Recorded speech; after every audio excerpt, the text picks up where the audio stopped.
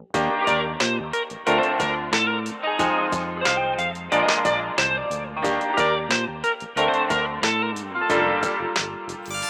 and welcome to the 14th episode of the Developers Zen podcast, where we talk about everything in the games industry but from the eyes of two indie developers. My name is Sivash aka Rainy, and my co-host is Sydney aka Fam. Today, rather than us looking at the games industry, we are going to share you our experiences as indies on another episode of How to Indie. This one is an important one, especially I think this is really more of a Sydney episode. As you might have seen in the title, this one is all about how to make sure you get a good contract, at least from our experience with how long we've been indies.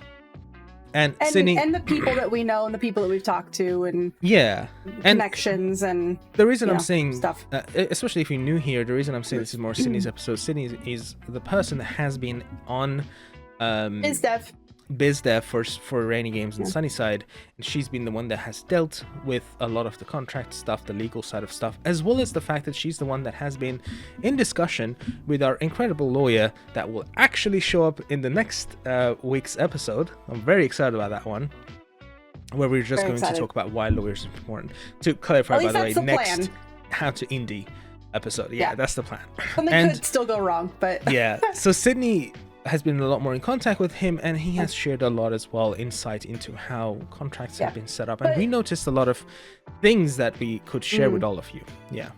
It's also like things we've seen, because indie, we talk to each other, right? Indie developers talk, and technically with our NDAs, you're not supposed to share that stuff. You're not supposed to talk about what's in your contract, but that's crap.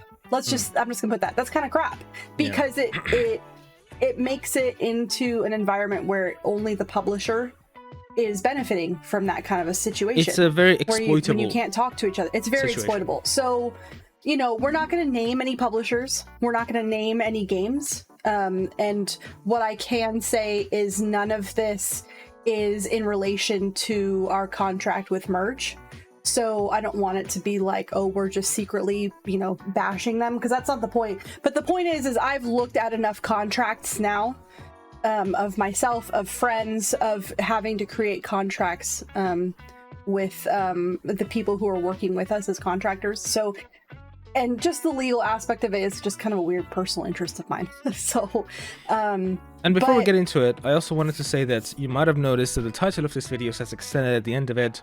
And this is not an unlisted video, it's publicly available. We decided that this topic, and probably all the future How to Indie episodes too, they're too important that for us to want to gate it behind our Patreon or anything. We wanted it to be publicly available to everybody, especially indie devs who are out there who are looking for some sort of help or tips or some sort of feedback. So this is for you guys. We're not going to do it at the end probably, but if you would like to support us on Patreon, please feel free to. But this is the full extended episode, free for everybody to hopefully learn something from or take something from. Well, that's kind of the thing is, I feel like game development is a really unique industry in that we really do all care about each other and want to support each other. Yeah, absolutely. And I just want to kind of keep doing that. And, there are talks that you can go to that talk about this stuff, and there's a lot of information spread all over the place. It's kind of hard. Workshops, GDC, it's just kind of hard to find all of it. And so we're just kind of throwing something else in there. But it has been a bit of a pet project of mine lately, and we'll talk about that more at a way future date when I can actually have something actionable. But the goal for us with this series is to help other indie developers as much as we can. Because we need help. Because it's a big, scary industry and we get exploited very often. And so what I wanted this episode to be about is just tips and tools that we can give you guys to not be exploited. And the not the only way, and it's not even the best way, but the best way to keep yourself from being exploited is have a good contract. Now, something I want to say up front is a contract is only as good as your ability to enforce it. So that, first and foremost, is something really important to point out, is you can have an ironclad contract, but if you don't have the ability to take somebody to court to prove that it's been violated, it's not worth much. So that's kind of the downside. But sometimes the threat of doing that can be enough. It just depends on where you're at and stuff like that. And if you're in somewhere like the UK, or not the UK, the EU, you're more likely to have like your government go after stuff like that. EU and UK, to be fair, yeah. Yeah, so it depends on where you're at, but you know, Americans, we have a really bad reputation for being highly litigious, which is kind of true, but it's in a very different way, I think. And so, because the meme outside of America is that Americans will sue everyone and everything over everything. Yeah, because in America, the only like recourse we have for personally taking advantage of somebody is to sue them. We don't have any other form of recourse. True, yeah. If you know, if you and I have put together a business deal that I'm gonna sell you a chicken and I don't give you the chicken, well, what recourse do you have to get your chicken? Yeah.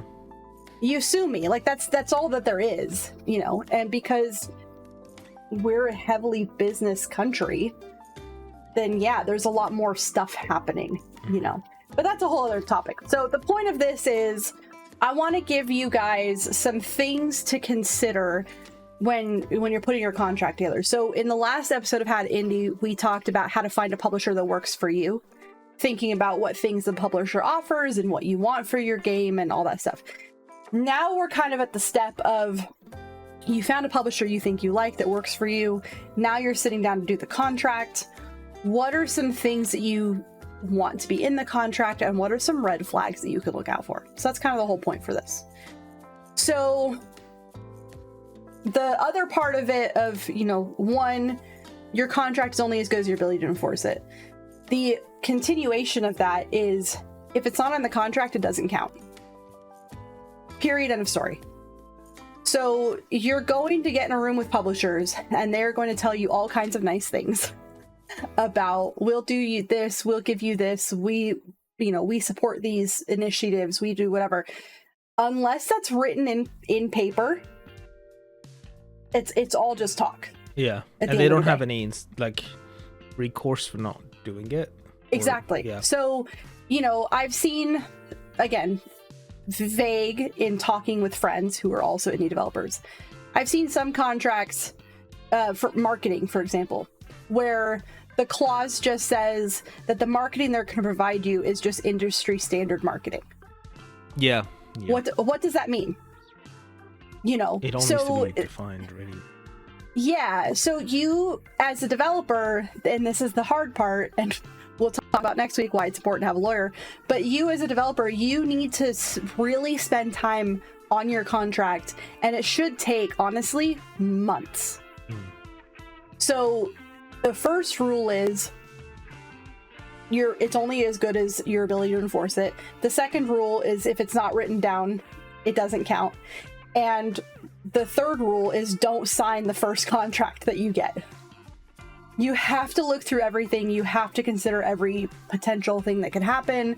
You have to really sit down and think about what the future of your game is going to look like, maybe even 5, 10, 15, 20 years down the line. And you have to answer a lot of questions for yourself to make sure they're in the contract, so that 10 years later, if you decide you want to do something with your game, you're not blocked out by an old contract that nobody cares about anymore. Yeah. If you need a good example, and it happens all the time. Crash Bandicoot.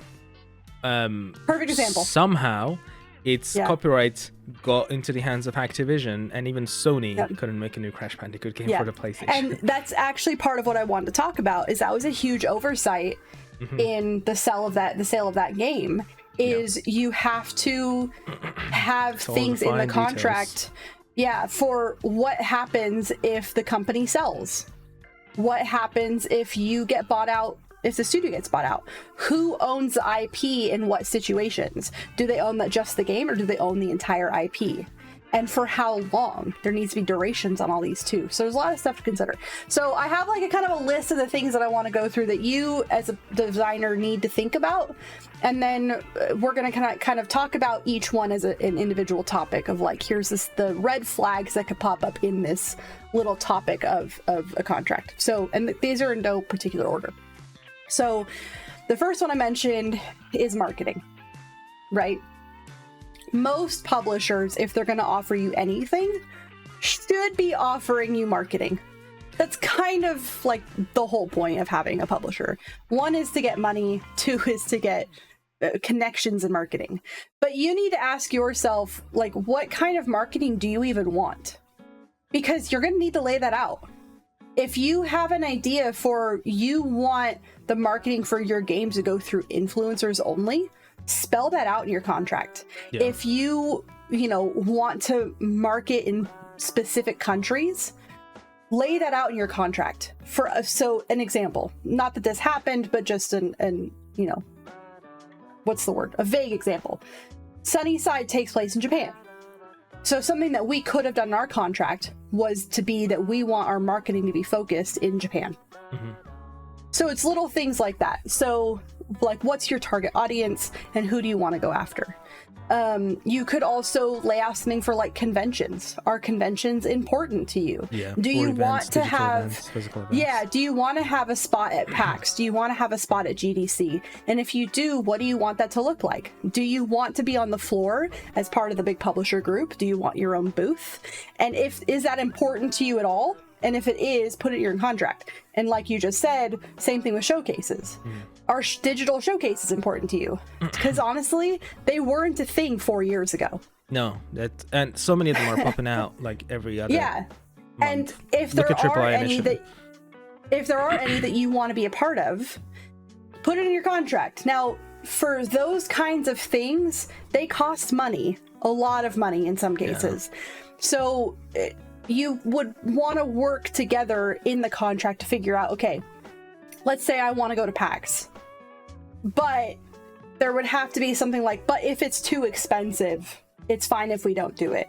Or I want to be in Summer Games Fest, but the publisher doesn't have to spend more than this amount to make that happen.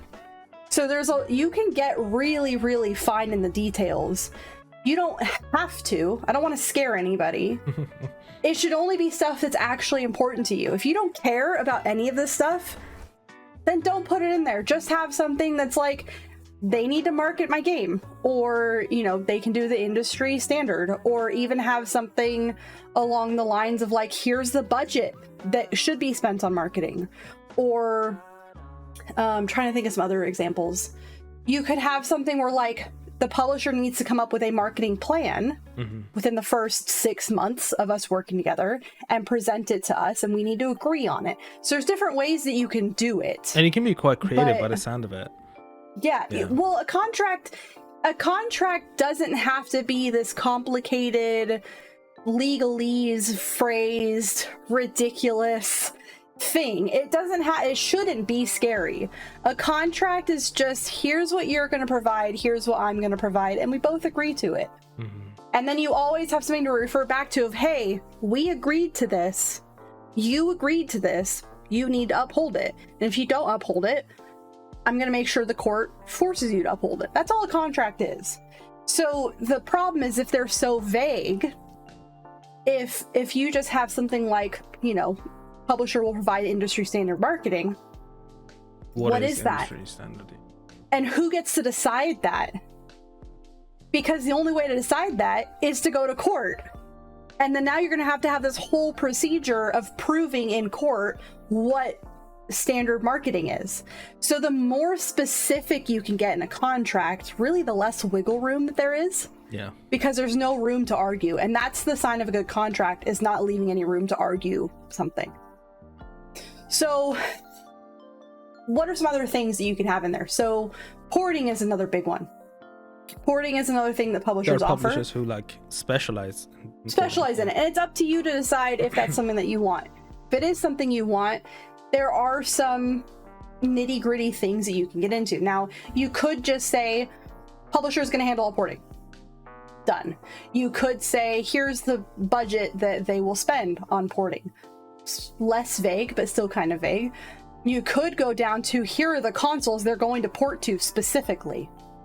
And there's different ways to phrase that. So you can say that the publisher has porting rights to these consoles, or you could say the publisher has to port to these consoles. Those are two very different distinctions, for sure. Yeah. So one means they have to use as much budget as they can to chase the things that you want to chase. And you guys have to decide if you're going to agree to that. Like, do you have, let's say you were in a Kickstarter and you have obligations. Let's say you promise that you're going to come to a console. You have to put that in the contract and make sure that the publisher is going to help you with that. Or did you promise physical ports to things? Did you promise, physical copies of PlayStation? And if so, is the publisher going to help you achieve that? Because if you don't put that in their contract, you're going to be on the hook for something that you can't deliver.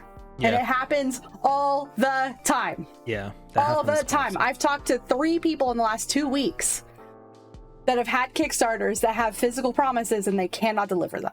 Yeah. Because the publisher backed out. Well, it's so important to also realize the distinction between porting and doing physical. A lot of people, I guess, assume that porting will come bundled with the fact that it's going to come out physical. And that's not the case. Mm-hmm. Not anymore. It used to be, but not anymore. Not anymore, yeah. Because digital is so prevalent now. So more things for you guys to think about when it comes to porting.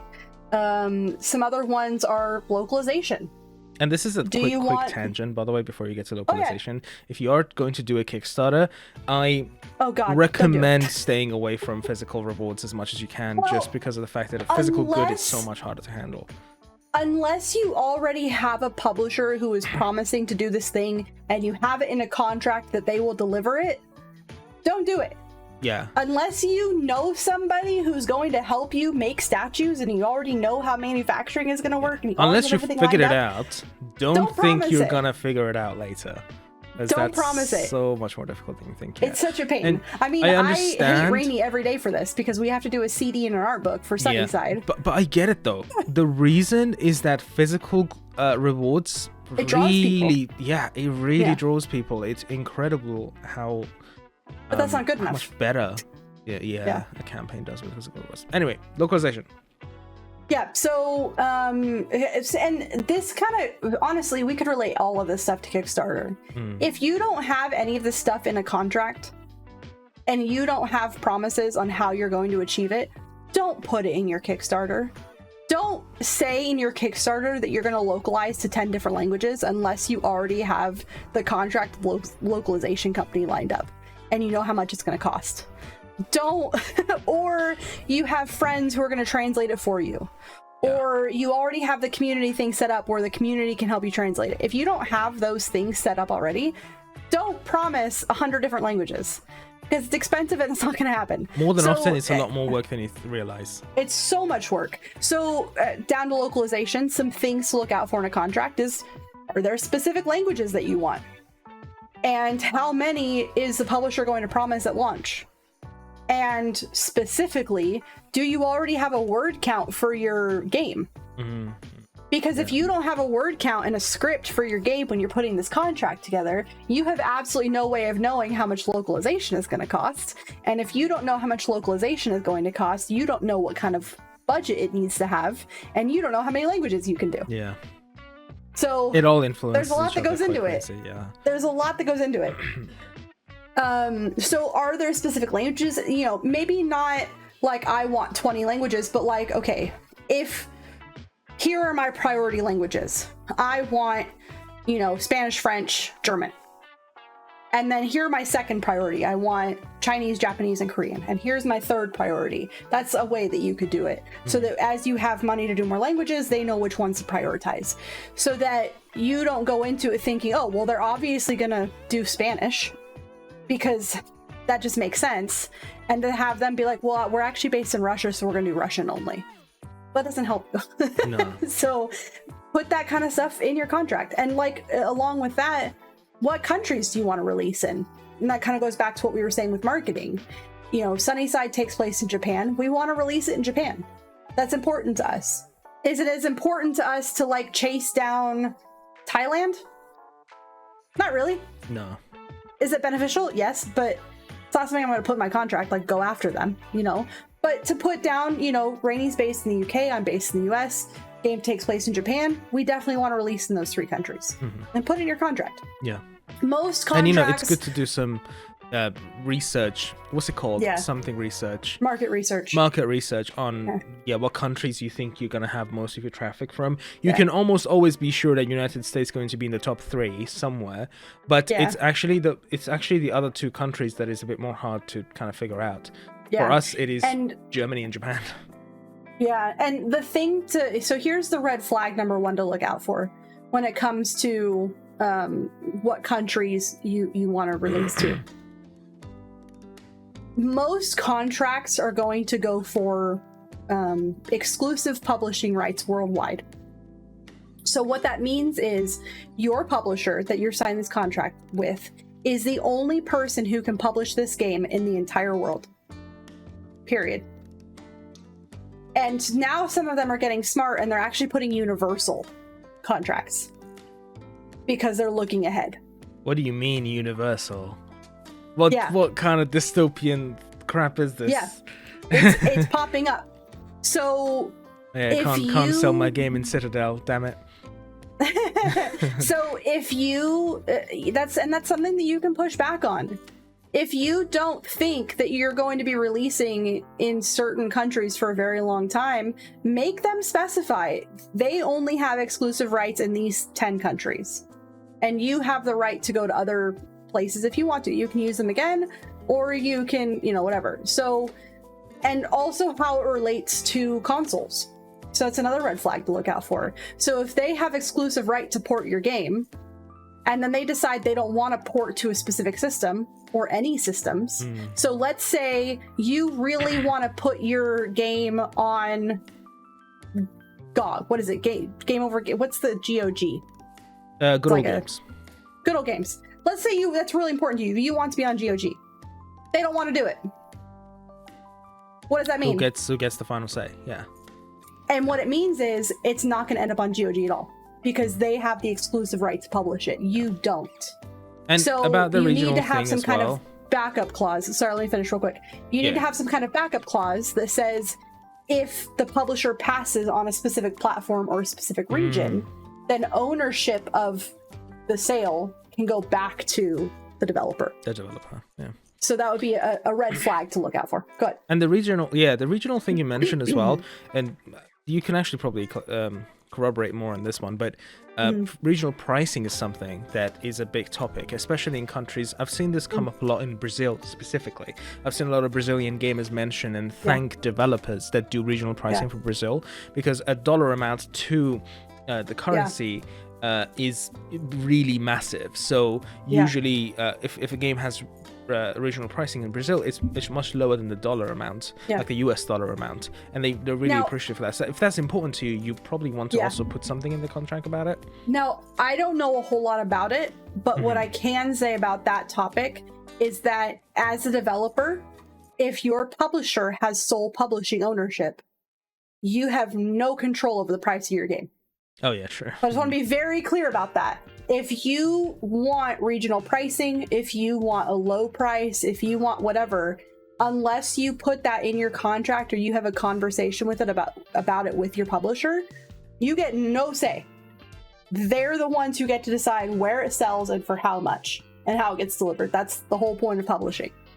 Yeah. So if you have an opinion about that, if you are a game developer in Brazil and you sign a publishing contract with a company in America, and they don't agree to regional pricing in Brazil, you've just alienated your customer base in the place that you're from. Yeah. So it's stuff to consider. It's very important.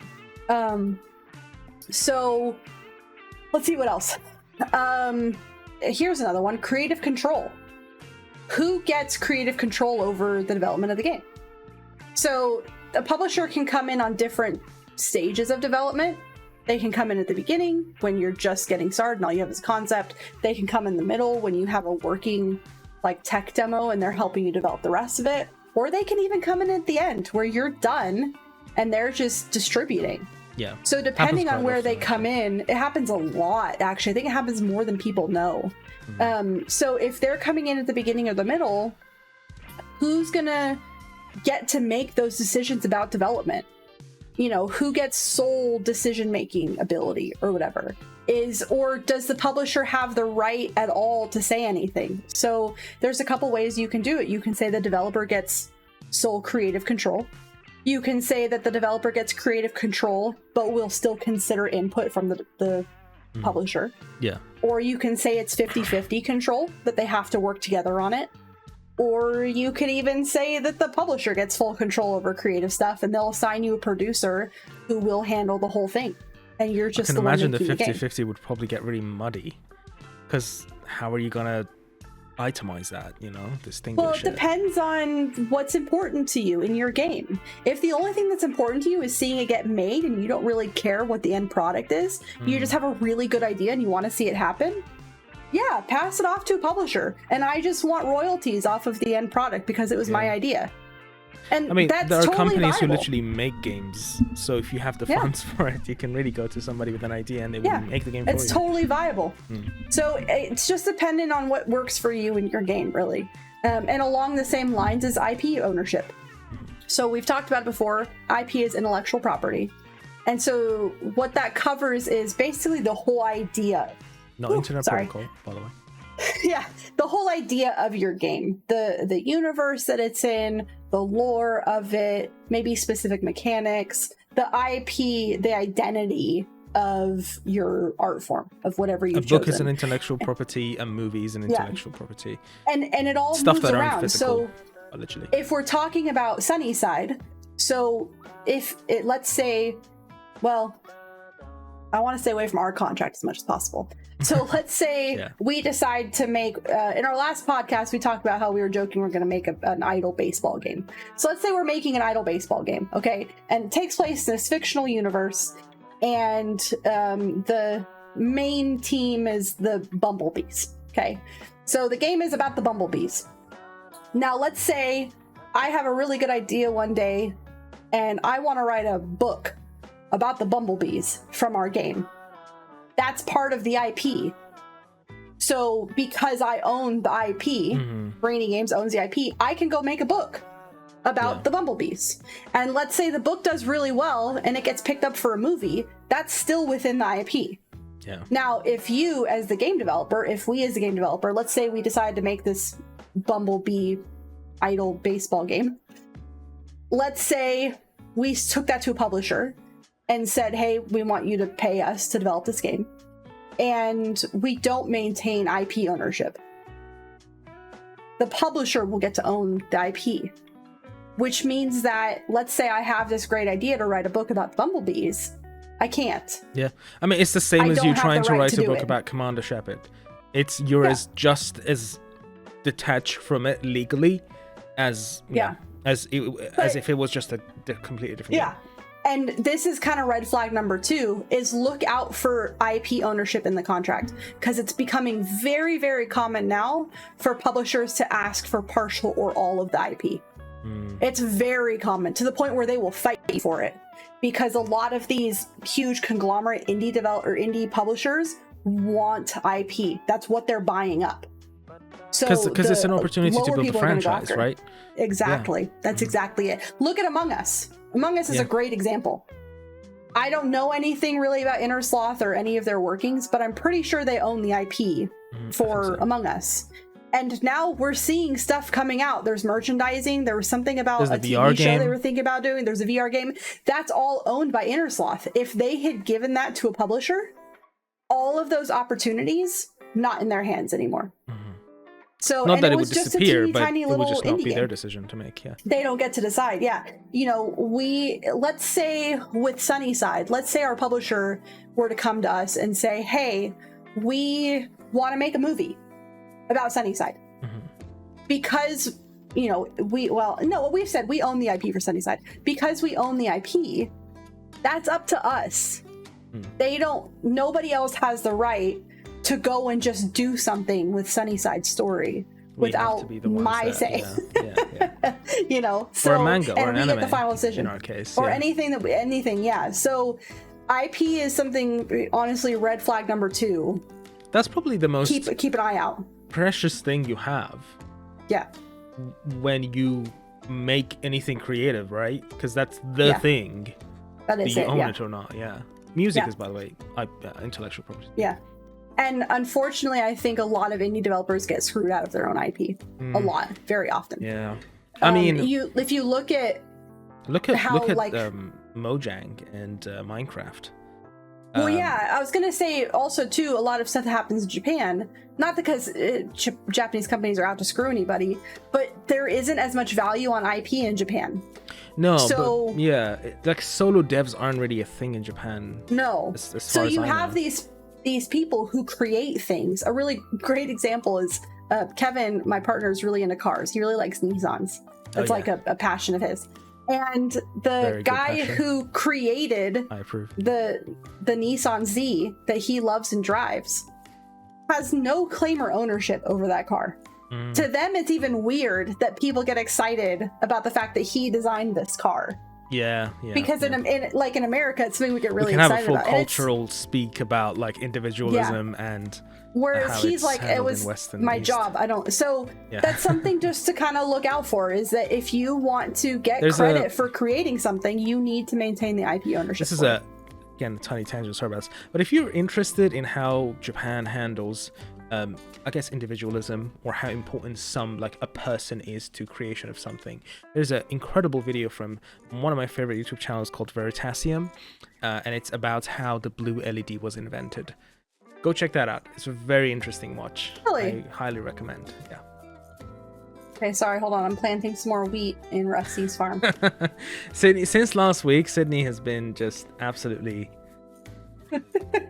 consumed by Rusty's retirement, which you should still check out if you haven't. We really need to get a hold of Mr. Morris Games and just... We should. It'd be fun. Get them on the podcast. That'll be really fun, honestly. Yeah. Okay, so what are some other things? IP ownership's a huge one. QA? QA support. Yeah. So like, who's gonna test your game? Yeah, and is it just you? I'm gonna kind of do a little callback to my old days as a solo dev. I used to think QA was a lot smaller, and you know what? It can be. It really can be. It depends on your game, but if your game gets any bigger, depends on how complicated your game is. Yeah, and it requires professional QA. Professional QA is a very different thing. It's something that people get trained for. It's something that is a job that is paid. Ticketing on Jira about it, and like being able to make sure to report it in a very specific way. It's not something that just anybody can do. That's very true. That's another misconception. The same thing as playtesting. No, they're two very different things. So, and honestly, see this reporting a bug is half of the skill. Is how well you can report the issue, and how easy it is for you to explain it so the developer can reproduce it. Yeah, that's really the most difficult side of it. I see a lot of stuff around early access games, and people talking about how they don't want to be free QA for developers. You're not free. And QA. I just want to be very clear: you are not free QA. That you're is free not play what tester, you're doing. But... You're play testing. That is the whole point. Are you going to find bugs in an early access game? Yes. Do you have to report them? Honestly, no. Because we have QA who's doing that for us. We need to know if the game is fun. Controversial QA can't opinion. Tell us that. Controversial opinion, but like, I know you're very excited that you just found a bug and you're really excited to come and tell the devs about it, but they most likely already know about it. We already know. On it. and not to shatter your dreams. Please don't email me, or even worse, don't like tag me on Twitter and tell me that you found a bug. I know that there's bugs. Chances are I was probably looking at the Jira report for it yesterday. But on the other side of it, if you are the dev, it is very recommended to create some sort of backend that can handle bug reporting from users, because it is just generally useful, because you know, 1 in 100 you will find a report from somebody that you actually didn't get, your QA didn't catch it. It does happen, yeah. But also it's just also a very good place to put for your fan base, so that they feel valued, and also somewhere that they can just give you feedback in general, so that you can do that through Discord forums. You can create your own website for it. There's plenty of things to do, but just consider it, create it. And also it is a very, very good way to create a community, because people start sharing these with each other and start brainstorming over your game. And honestly, I think that's the best sort of flattery, is just to seeing people brainstorm over your creation. I mean, people are going to report bugs. There's nothing you can do about it. Yeah, so you might as well. The best thing you can do is give them a space to do it. But to be very clear, the most important thing you can get from your players is playtesting and feedback. This isn't fun. I enjoyed this mechanic. This thing was distracting, whatever. But you need to, as a developer, decide how much effort and money are you going to put into each of those and who's responsible for it. So when we're going back to the publisher, do you have the means to do your own QA? Do you have a team of people, friends, honestly, or what I think a lot of indie devs rely on for QA and playtesting, both? Do you have a community that can do QA for you? Do you have friends? Do you know a company? Do you have connections? Or is it something that you don't have access to and you need the publisher to do it for you? QA needs to be in your contract. Period. End of story. Honestly, you should have something for playtesting in there too.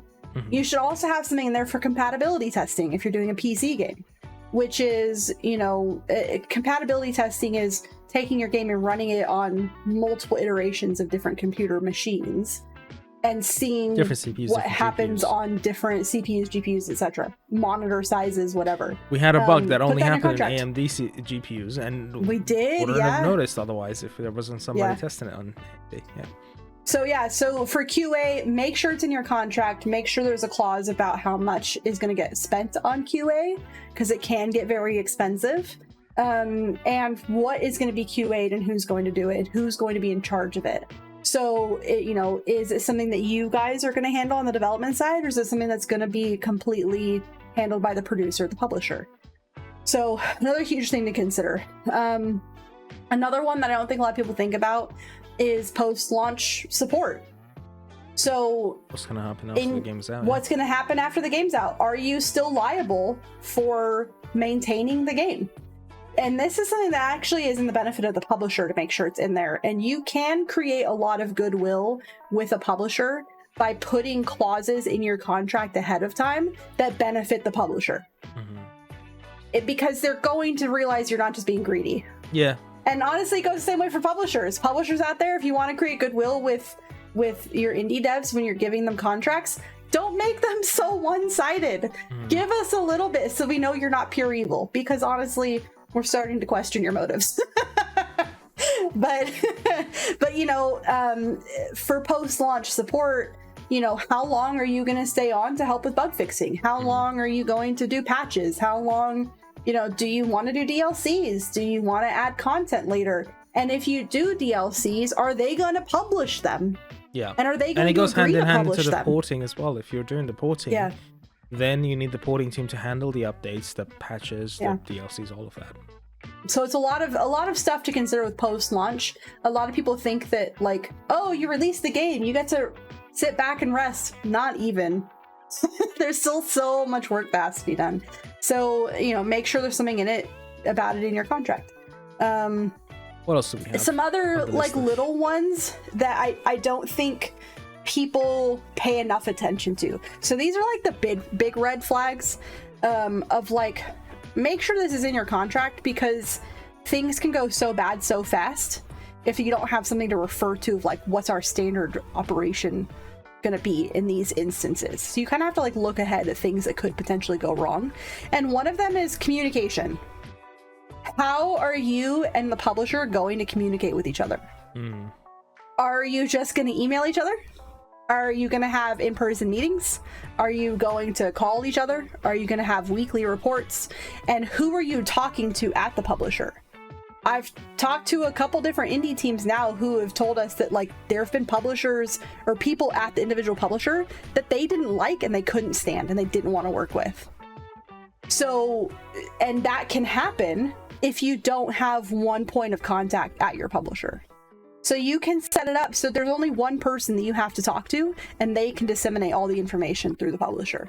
If you don't have that one point of contact set up, you can end up working with people you don't really like. It just happens. Yeah. So put something like that in your contract. This is the point of contact for the publisher. This is the point of contact for the developer. Only they are going to talk to each other, and everything's going to go through them. So that's something to just kind of keep an eye out for. And how they're going to communicate. And what things need to be delivered in writing. So if, publisher makes decisions about certain things, you can set it up so that those certain things have to be put in writing before they're like agreed upon. So like, let's say we want to amend our contract. Let's say we want a longer period of the contract, or we want to change something like a milestone, or we want to add a new language. You can set it up so that any of those amendments that you create have to be in writing. And all the communication has to be in writing. So you have things to kind of reference back to. Another good one that I think is becoming more important that I don't think a lot of people think about is acquisitions. So worst case scenario, what happens to you, your game, and the IP if the publisher you're working with gets acquired by somebody else? So let's say you're working with a publisher, you've been working with them for 1.5 years, everything's great, and they get purchased by EA. Embracer Group. Or Embracer. Run. Well, that's not going to happen anymore. Run for your life. But what kind of recourse do you have? If you don't have recourse in your contract, you just have to go with them. You're just going to be along for the ride, yeah. But if you can put something in your contract that says, if you are acquired, we renegotiate, then that can kind of give you a little bit more control. You can even say that if you get acquired, it nullifies the contract completely. Or you can say that, we get to decide if we want to come with you or not. Or you can say that, I don't know. There's a whole bunch of ways that you can do it. But let's say the developer owned the IP, the publisher owned the IP in the contract, and you can have something that says if they get purchased, the IP reverts back to the developer. So there's something that, because those acquisitions are so common now, you need to have something about that. And even the other way, if you as a developer, if you get acquired, let's say you're sick of it and you want to sell to somebody else. Well, what happens to the publisher? Are they just out of game and all their money? Or does IP ownership now revert to them? So make sure that kind of stuff's in your contract, because it's super important. Yeah. It's more important now than I think it's ever been before. That also kind of goes to like payment schedules is another thing that I think gets overlooked a lot. So these are 3 huge red flags: communication, company acquisitions, and payment schedules.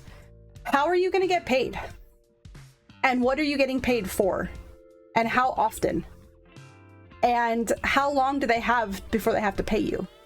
And I think Ben can talk about this more in the next time when we have him here, but there's this area of contracts is starting to get very scary.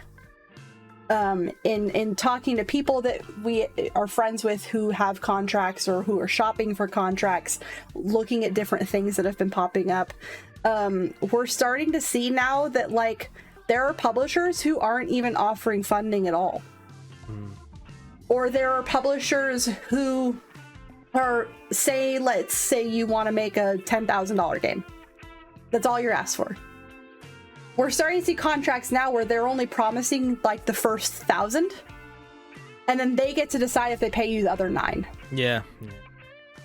Based on their own whims and nothing else. So you have to have some kind of either milestone structure set up where we finish this part of the game, we send it to the publisher, they approve it, and then they pay us. Or they don't approve it and they have so many days they have to approve it, and if they don't, it gets kicked back. We have so many days to fix the issue, send it back. That's pretty common in just like creator contracts. You could also just have it like they pay us every month no matter what, and we're going to promise to do these things, and if we don't do the things, they don't have to pay us if they don't want to. Yeah. You could also just set up that they pay you quarterly. So they give us a big chunk of money every quarter, and we just keep making. So there's different ways you can do it. Most publishers are going to have a system that they already use, but you are completely within your right to push back on that and decide how itemized you want it to be. Yeah. So if we're looking at like a milestone thing, what are your milestones? Is your milestone just, we're gonna finish this mechanic? by the end of this month. Well, what does finished mean? Who gets to decide what finished means? And how deep into it do you want to go? Do you want to say all these little tasks are going to be completed, and if you miss one of those tasks, it nullifies everything? Like, you can get really complex with it. So you need to look at, one, how good is your studio at maintaining a production schedule? And two, how are you paying people? Are you paying forward or are you paying backwards? So and what that means is, are we getting to the end of April and then I'm paying my people for April? Or we're getting to the end of April and now I'm paying them for May? May, yeah. And how you do those payments is going to change what kind of milestone setup you need with your publisher. And that's stuff that you all have to consider. So there's a lot. There's even, we could go into, is there a possibility that you won't get paid? And what does that look like? Because that's important too. If you're relying on that money to pay your bills, for people in your team to pay bills, and you don't get paid, what happens? And do you have recourse for that? There's a very public case that people can go look up with Versus Evil, which is a studio that was owned by tinyBuild. And we don't know much about what actually happened. I only know like what they got sued for. And basically Versus Evil sued tinyBuild for non-payment. And they won. Yeah. We don't really know what happened, but the gist of that is it looks like tinyBuild wasn't paying their publisher, and so their publisher can't pay the developers. So what happens in your contract if your publisher runs out of money? And what kind of recourse do you have for that? So stuff that should all be in your contract. I think the last one that I really want to talk about is recoupment and royalties, because I think this is the last like red flag that people get screwed on, and we're kind of approaching the end. Yeah. Recoupment. Be aware of what are you getting out of this deal, and what is the publisher getting out of it? Because in a lot of cases, they are providing you with a service. They're giving you money, they're giving you support on all the things that we just talked about. So they need to get something out of it. They need and deserve royalties. You're making the game, you also deserve royalties. So the question is, who gets how much? And there's a lot of debate on this topic about what's worth what. And ultimately, it's up to you and what you think is fair. We've seen everything as low as publisher gets 30% to publisher gets 70%, and everything in between. And so it's up to you guys to negotiate what's fair. Yeah. And to know that there's no industry standard. Yeah. It's a very case-by-case basis for sure. Yeah. I mean, it's fair. The more that they offer you, the more that they should get. I think that makes sense. But, if all they're doing is marketing your game, they probably don't deserve 30% royalties. And so along with that is recoupment. So if they've spent all this money on your game, what kind of system is set up to make sure they earn their money back? And so that's called recoupment. So most publishers are going to want recoup in there. So it means that for a certain period of time, when we first release the game, a certain amount of money is going to go towards them earning recoupment. And then after they finish recoupment, then how do you split the royalties? Right. So you're going to want something in there, and everybody's different. It could be 50% of initial income goes to recoupment, could be all of it, and you don't see any money until they recoup. And it just depends on what you agree to. So we'll probably talk next week about, not next week, but next time we talk about how to indie. Having been why here. Why you need a lawyer to help you through all of this. And something that Ben can really talk about is how a lawyer can bring their own expertise to the table. and all the contracts they've seen and worked with, and they can tell you what is and is not a fair deal based on what they've seen other people do. Because it's possible you'll get a contract and be like, well, that's not so bad. Yeah. And then you can hand it to your lawyer and he'd be like, oh my God, this is the most exploitative contract I've ever seen. Why would anybody agree to this? And the answer is because nobody knew it was exploitive, because nobody talks to anybody. You definitely need a lawyer. Yeah, absolutely. Yeah. And they're worth the money. Do not skip on a lawyer. And if you do anything in a Kickstarter, it should be for the legal fees. That should be your primary focus for the Kickstarter, is setting up your legal fees. Well, thank you so much for tagging along for this episode. Hopefully it we wasn't too boring. hope that you learned something useful from this episode, and if you would like to support us, you can do so on Patreon. But the most important thing about this episode was to share and put this information out there for people. I was going to say, yeah, if you want to, really the most important thing. If you want to support us at RainyGames, if you want to support indie developers, if you say that you love indie games and you want to support indie games, share this information, spread this around. And honestly, the whole series we're doing about how to indie, share it with people, because the more access we have to information, the more indie companies can protect themselves. Yeah. And I mean, you can find tutorials for how to do something super specific in some engine at some point. Yeah. But there's not many tutorials on how to make sure that you stay safe or start a business. So if you're an indie dev, feel free to check the rest of the videos on this series. There's all sorts of topics that we've covered. And yeah, next episode of How to Indie, which should be 2 weeks from now, fingers crossed, we're gonna have our lawyer Ben joining us and sharing some of his expertise. He's awesome. Looking forward to that. Thank you again for hanging out with us today. And yeah, we will see you next week. Yeah, and we're gonna try to make these How to Indies, like we said earlier, are gonna be available to everybody, because I think it's too important to price gate. So we'll see you around. Have a good day. Bye, guys.